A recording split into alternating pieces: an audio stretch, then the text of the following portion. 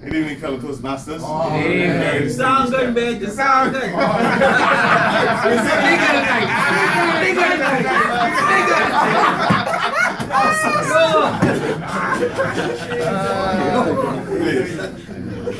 We wouldn't want anyone to run so that we continue to have a program.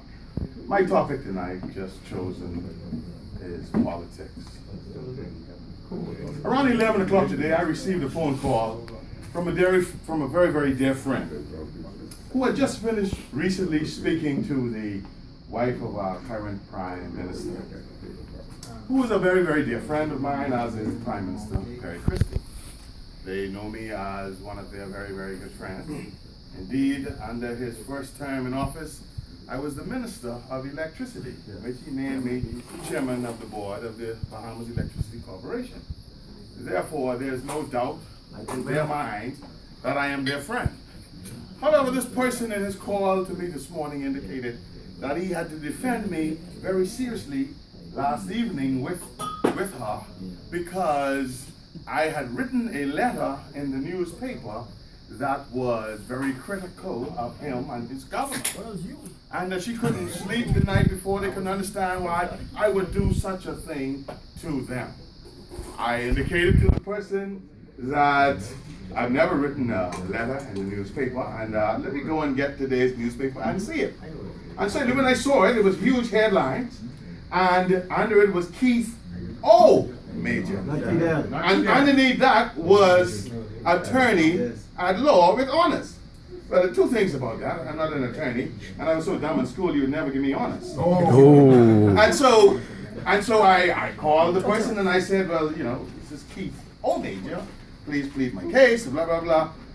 And of course, I called the telephone in the bedroom. I do have the telephone number for the Prime Minister's bedroom. Absolutely. Right. It's never busy. I called it, but they were not there. Nevertheless, I heard that my case was sorted out. And so it brought me tonight to give me an opportunity to talk about politics. Some of you think I'm going to talk about national elections, the blue, or the green, or the red, or the white, which party. Others want to know whether I'm going to help everybody get registered, because they need registrants in order to justifiably or others wonder, am I going to push the Rodney mantra, save the woman them and go to the beach? Of which I am tempted to go to the beach. And as I was sitting next to my good friend there, Chad Walton, he said, Mage, good topic. Things are solid. Things are hot around here. But tonight I am going to talk about politics. But the politics we're going to talk about is a different kind of politics. But I am going to seek to prove tonight that every single person in this room is a politician in every sphere of their life. And if you are not, you should be, or you will die. Oh, man.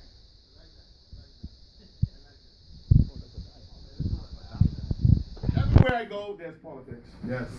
I work at a church sometimes, and there's politics between the choir leaders and the organists and the pastor and the committee.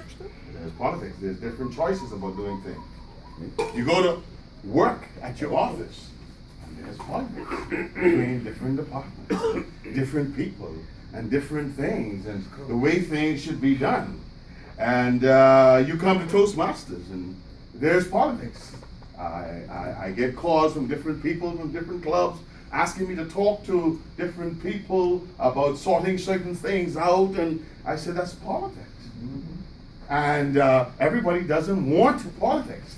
And there are the purists among us that say, I don't play politics, and I don't want politics around me. So what is this thing called politics anyhow? Why do we play it?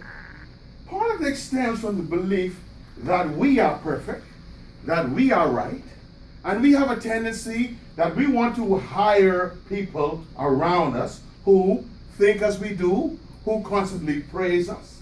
The guy that comes and says, Chief, you're doing good, you're doing good, you're doing good. And the rest of the nation says you're doing badly.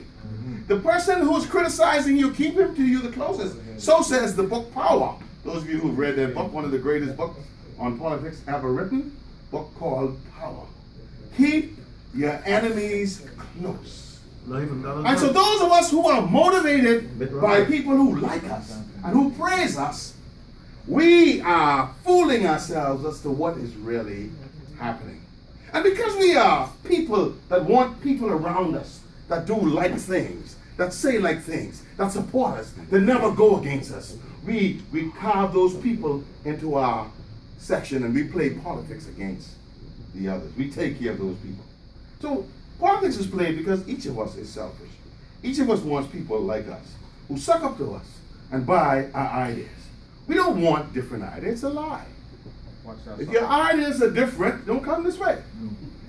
And because we don't want this, and yet the difference of ideas and diversity is what created America, one of the greatest countries in the world. Diversity, in essence, if you look in the Bahamas, diversity is what has the Bahamas really going. If you attended the International Federal, show that they have it, you will have seen it. The beauty, the pride, their and the power that it brought. But we all want to be our own way. We don't want different ideas. We can't work for people we don't like. Some of my best workers. The salespeople are great. The salespeople, but they are terrible when they come in the office and start talking bad on the staff and you and this sort of stuff. But they're great salespeople. Man, why don't you bring her in? No, she's bringing in sales. She don't bring no sales in. You have no business. That's what we've done. Some of the people who've done the worst things to me, I just said, easy to do. If you don't do that, you do that at your own peril. I'm guilty. So why play politics? Why play politics? Because you play it or you die. People above you can make decisions over you, affecting your resources, affecting your staff, affecting your work schedule, affecting whether they send you to open up an office in Inagua. People above you can make these sorts of decisions. And so you want to make sure that the person above you certainly does not hate you. Because he says, lay off 10 people. You have 9 in your department, he tells you 8 of yours gone. Instead of spreading it around to the others. And this is why you have to play politics. You have to make sure the person above you does not hate you. I've sat at the senior management table for 25 years. 25 years. You would be amazed at how many decisions are made because of a fear of how the person will react if you send them or move them. You would be amazed. Those of you who are very good at what you do, you would be amazed and you brag about, I've been in the job for 10 years or 15 years. Nobody else can do that job. And that is true. Neither will you do any other job. And so you have to always teach somebody else to do your job, or you will not move up. You have to teach somebody else to do your job. And therein lies the beauty of committees. And Toastmasters, many of us, we are very good at doing it ourselves. Each of you are given a committee. If you allow your committees to work, it's easy for us to pick out the next year who should run. So use your committees. So I sit around the senior management table, and a lot of the decisions there are political. Politics is everywhere. Those who say they don't play it are not telling the truth. By they're not playing it, they're playing it. But I'll tell you these 3 things as I leave. You have to play politics to survive. The higher you go in an organization, you have to play politics to survive. If you go in it without the politics, you will be doomed. Politics without performance is short-sighted. Performance without politics is nearsighted. And politics and performance together will sustain you at very high levels and shoot you at very high levels in organizations. So I say to you in politics, expect it, play it, accept it, respect it, Mr. Chairman.